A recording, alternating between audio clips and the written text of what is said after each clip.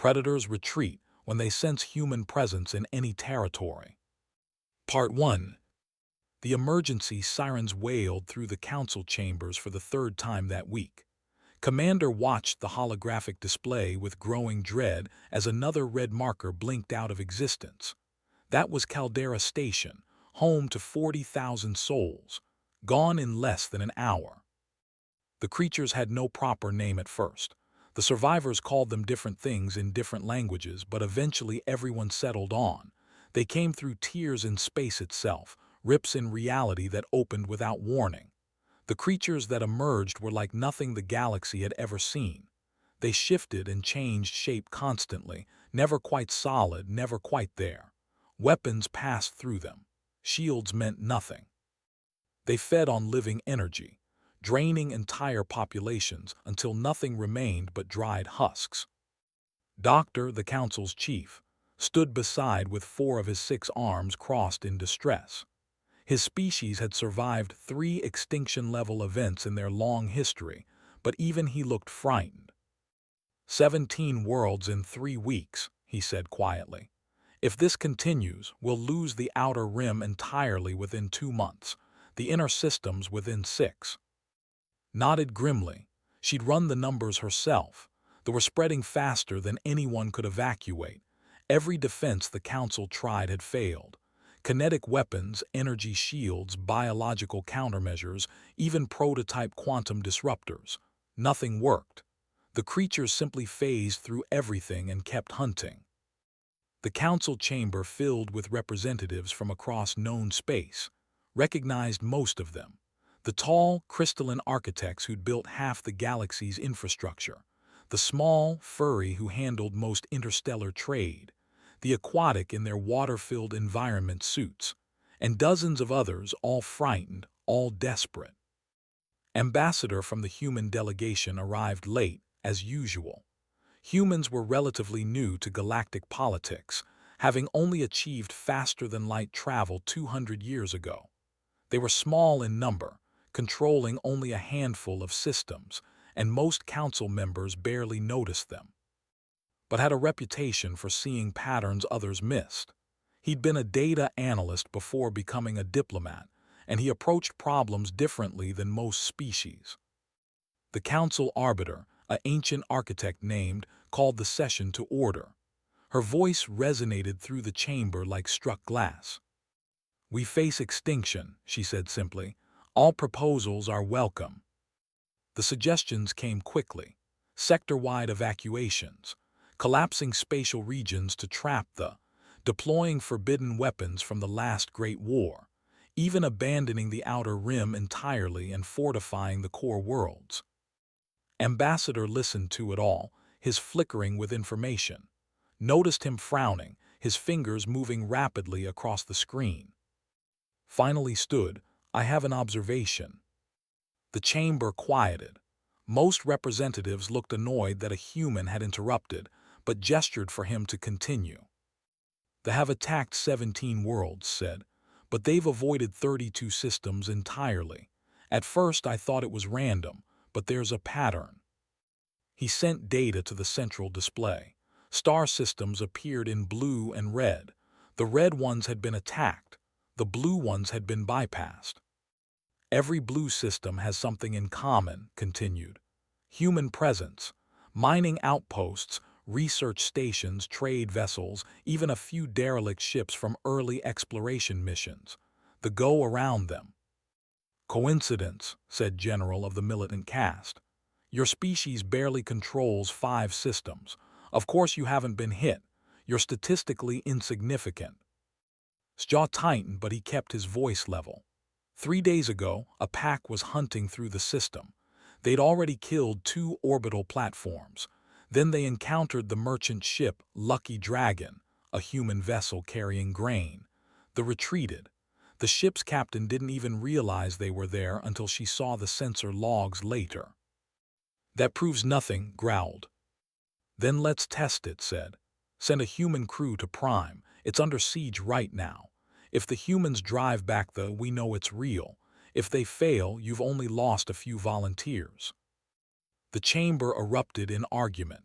Some called it a waste of time. Others said it was cruel to send humans to die for an unproven theory. But studied the data had presented and the pattern was undeniable. The avoided humans, every single time. "I support the experiment," announced. Her voice cut through the chaos. "If there's even a chance this works, we have to try." After 2 hours of debate, the council voted to approve. Immediately volunteered his daughter, Dr. Sarah, to lead the mission. She was a quantum physicist stationed on Earth, but she'd been studying the energy signatures for weeks.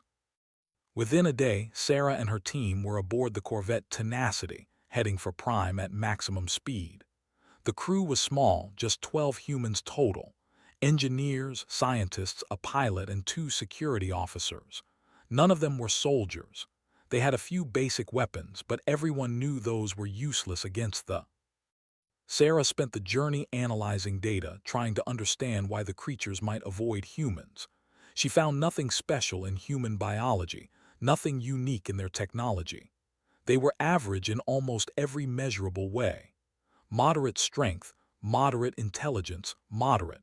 Just another species trying to survive in a vast, uncaring universe. As they approached Prime, the ship's sensors lit up with signatures.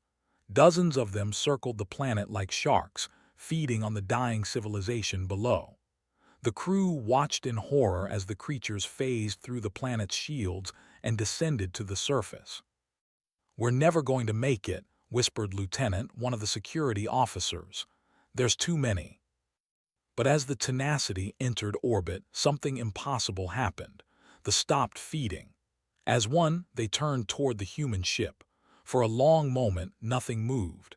Sarah could see them clearly now through the writhing masses of darkness that hurt to look at directly. Then they fled. All of them. They tore open rifts in space and vanished, retreating so fast that some of them left fragments behind that dissolved into nothing. The bridge was silent. Even the ship's AI seemed stunned. "What just happened?" asked. Sarah stared at the empty space where they had been.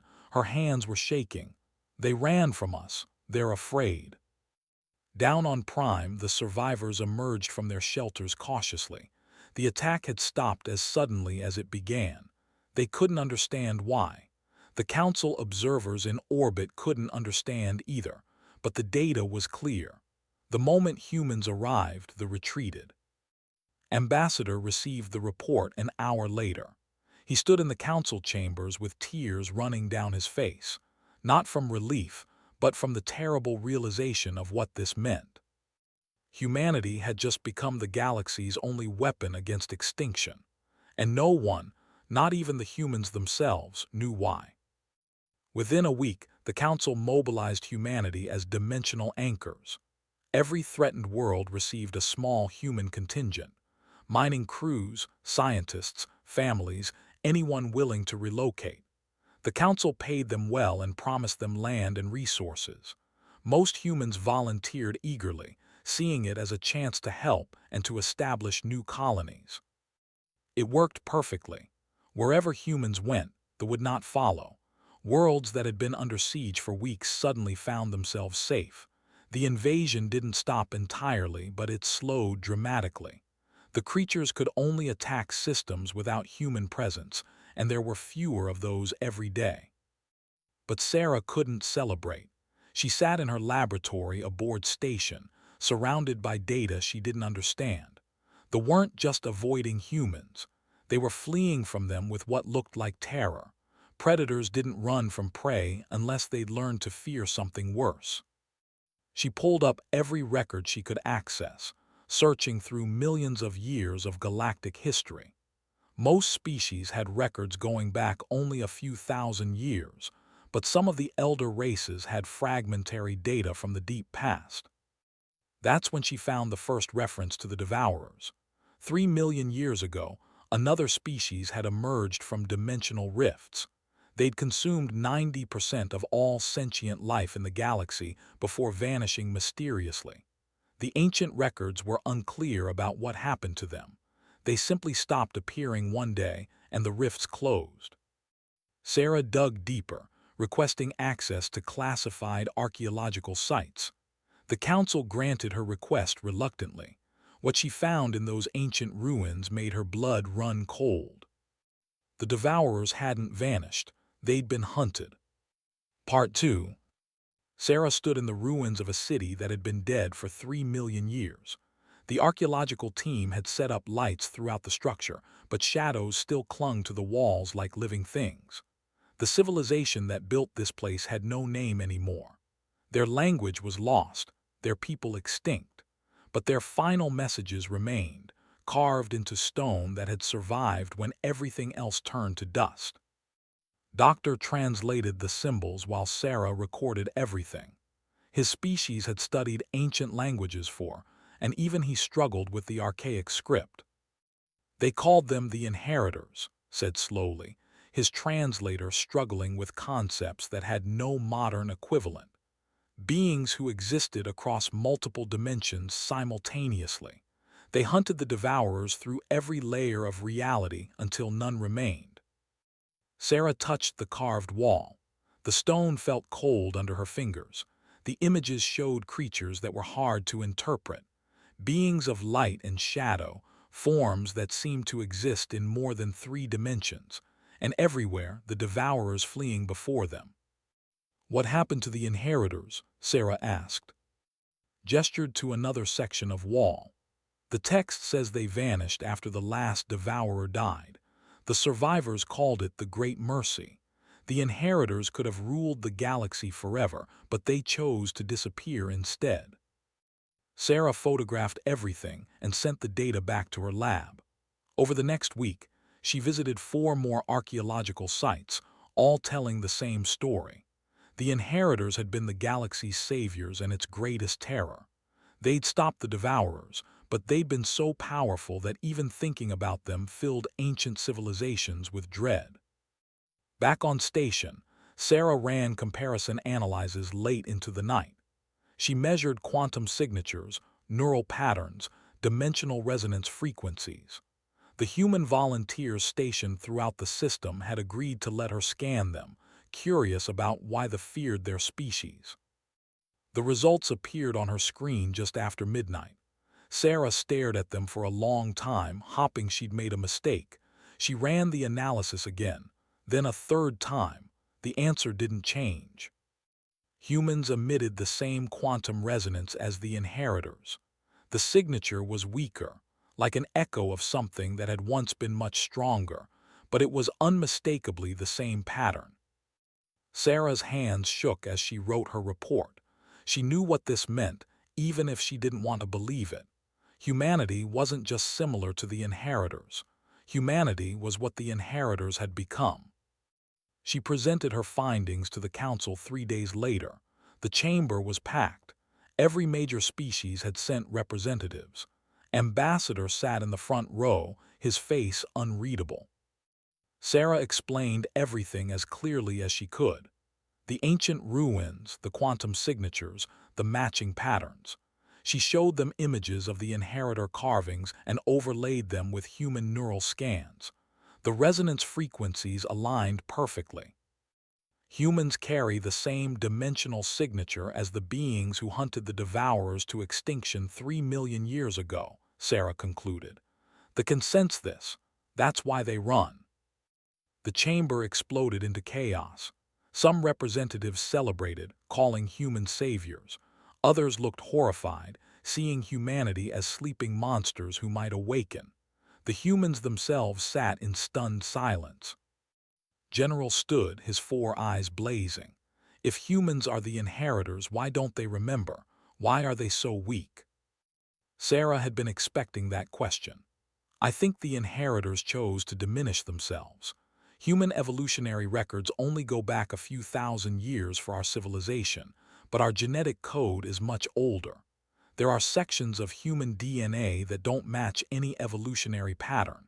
They look deliberately altered, like something was locked away. Locked away, repeated. The ancient architect's voice resonated with concern.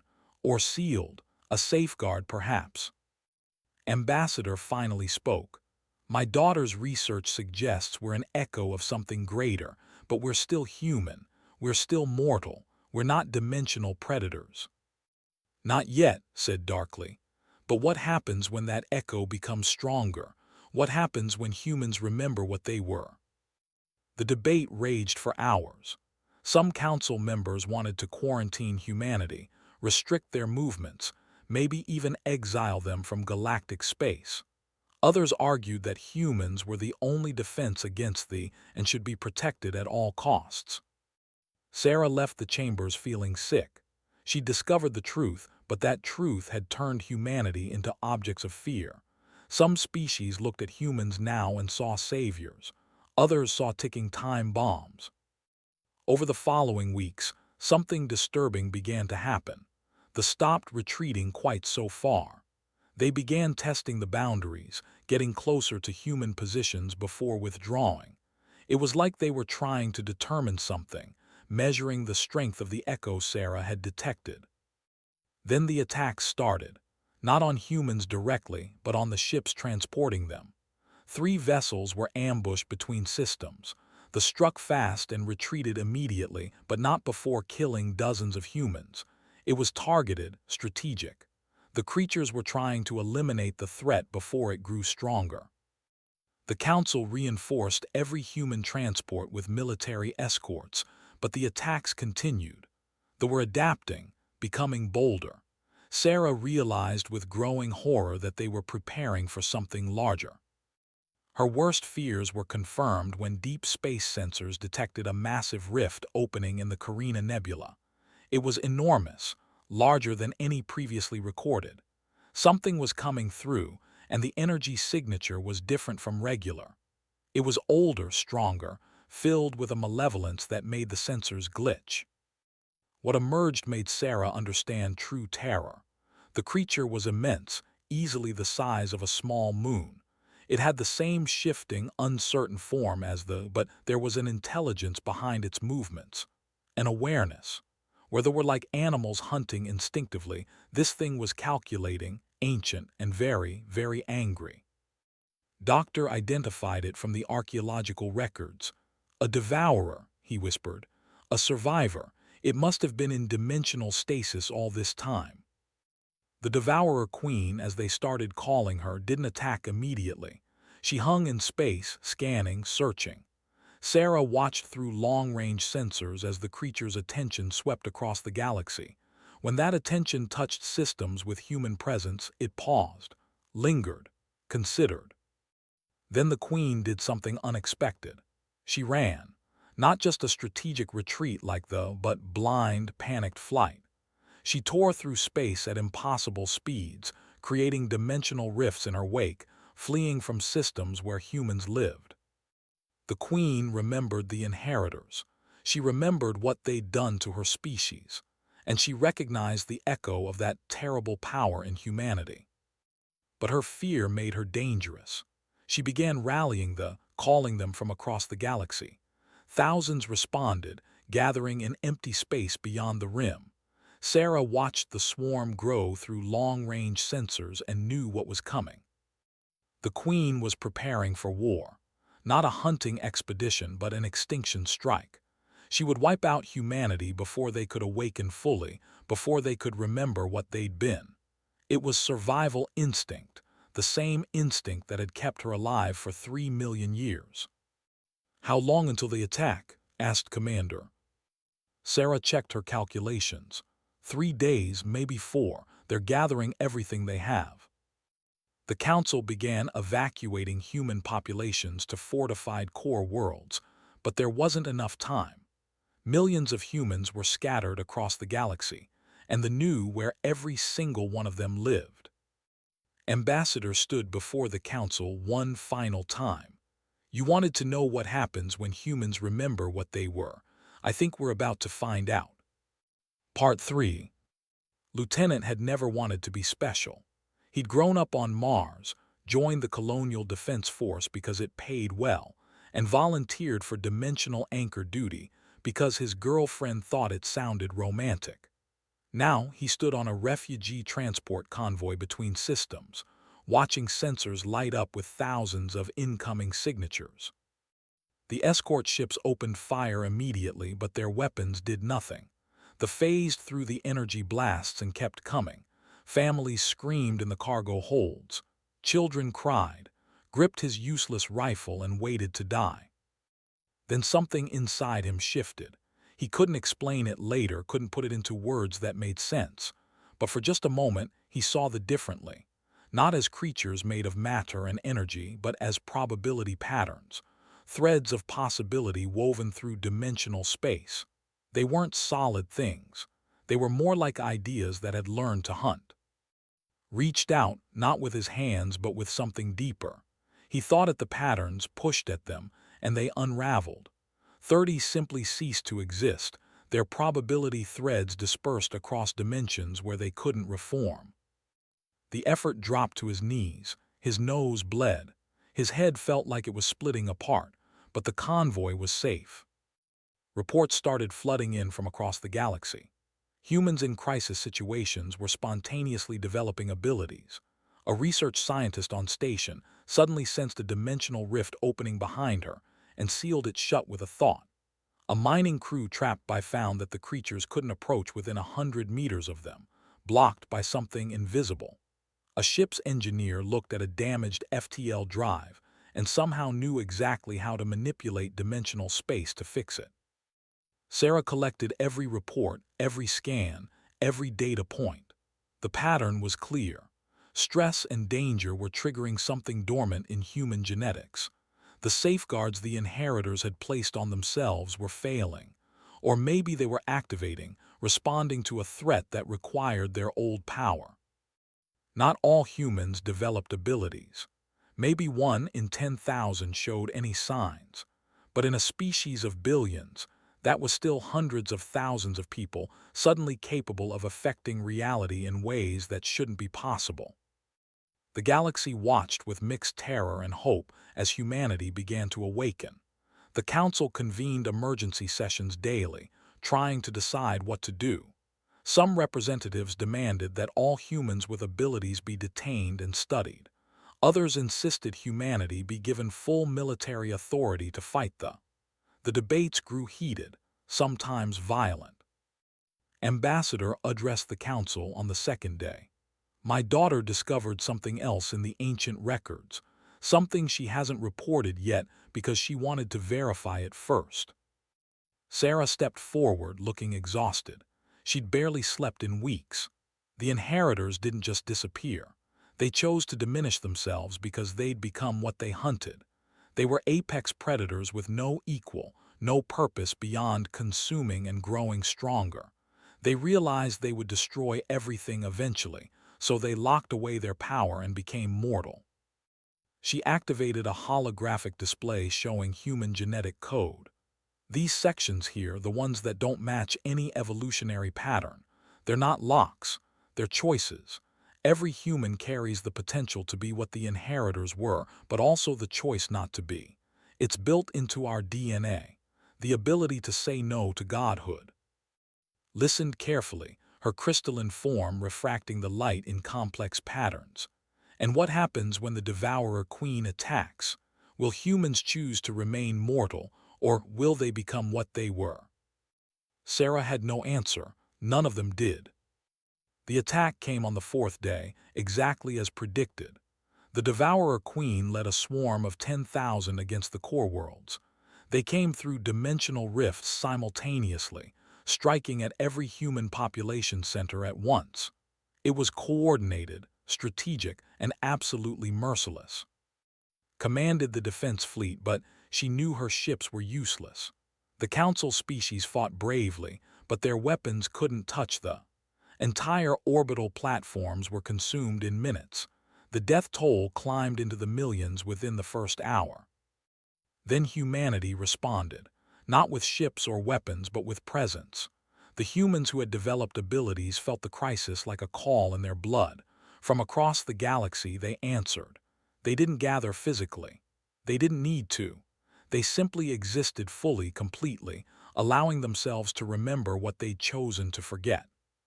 Stood on his convoy ship and felt the others connecting with him. Thousands of humans across dozens of star systems, all thinking the same thought. We are here. We remember. We choose. The trying to breach his ship's hull stopped moving. They hung in space, frozen, as dimensional pressure built around them. Could feel the other humans, their minds touching his across impossible distances. He could sense Sarah coordinating from station, Ambassador holding the line at Earth, hundreds of others he'd never met standing firm in their own corners of space. Together they didn't attack, they didn't destroy, they simply existed as what they truly were just for a moment, inheritors, dimensional beings who had once hunted the hunters, not monsters, not conquerors, but guardians who had learned to choose limitation. They felt that presence and fled. The Devourer Queen tried to rally them, but even she couldn't overcome 3 million years of genetic memory.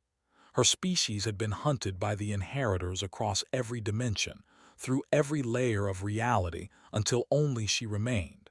She'd hidden in dimensional stasis, hoping they would forget. They hadn't forgotten, they'd just been sleeping. The Queen tore open a massive rift and retreated into dimensions so deep that no sensor could follow. The swarm scattered, vanishing into their own rifts, fleeing to spaces where they hoped humanity wouldn't pursue. The rift sealed behind them. The invasion ended in less than 10 minutes. Collapsed on his ship's deck, unconscious. Across the galaxy, thousands of other humans did the same. The effort of maintaining that level of dimensional awareness had nearly killed them. Medical teams rushed to help, finding most of them alive but deeply exhausted, their brain patterns showing activity in frequencies that human brains shouldn't be able to produce. Sarah was one of the few who remained conscious, though she could barely stand. She made her way to the council chambers, knowing what had to be said. The council representatives gathered, looking at humanity with new eyes. Some with gratitude, others with terror, all with respect. Sarah stood before them, her voice quiet but clear. The inheritors showed mercy once. They were powerful enough to rule every dimension, to consume reality itself. But they chose to diminish themselves, to become mortal, to live as equals among other species. They chose weakness over strength, limitation over infinity. She looked around the chamber, meeting the eyes of representatives from across the galaxy. Humanity is their heir. We carry that same choice in our genes. Today we remembered what we were, but only long enough to protect. Now we choose to forget again, to remain mortal, to remain limited, to remain your neighbors, not your rulers. Ambassador stood beside his daughter. But understand this. Our ancestors had the power to be gods and they chose to be people. They could have conquered and they chose to coexist. That choice took more strength than any dimensional ability. Don't force us to make a different choice. The chamber was silent for a long moment, then spoke, her voice carrying the weight of eons.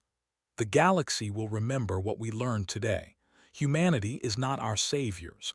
They are not our weapons. They are the descendants of beings wise enough to choose mercy over power. That wisdom is more valuable than any ability. The Council voted to grant humanity full citizenship rights and equal representation. The quarantine proposals were abandoned. The fear remained, but it was balanced by understanding. Humanity had shown its true nature, not in how it wielded power, but in how it chose to set that power aside. Woke up 3 days later in a medical facility. His head still hurt, and the doctors said his brain patterns would never be completely normal again. He could still sense dimensional ripples sometimes, still feel the edges of the ability he'd touched. But he didn't use it. None of the awakened humans did, except in the most desperate circumstances. Sarah continued her research, but she destroyed the sections of her data that explained how to trigger the awakening deliberately. Some knowledge was too dangerous to share. Humanity would remember its true nature only when absolutely necessary, and never for conquest. They didn't return. Neither did the Devourer Queen. Occasionally sensors detected dimensional rifts in deep space, but they always appeared far from any inhabited system. The predators had learned their lesson. They would hunt elsewhere, in dimensions where the inheritors' children didn't live. Life in the galaxy returned to normal, or as normal as it could be after the revelation. Humanity spread to new worlds, built new civilizations, and slowly integrated into galactic society. They were welcomed, respected, and quietly feared.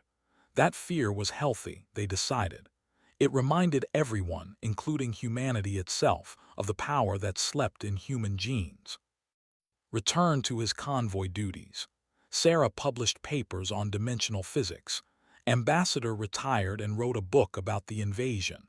The galaxy moved forward, building and growing and living. But on quiet nights when stars burned cold and distant, some humans still felt it. The echo of something vast and ancient sleeping in their blood. The memory of being more than mortal, more than limited, more than small. And they chose, every day, to remain human. Because their ancestors had learned the hardest lesson in the universe. True strength isn't about power. It's about knowing when not to use it. The predators understood that now. They would not return to test humanity's mercy a second time. Some gifts, once refused, should never be asked for again.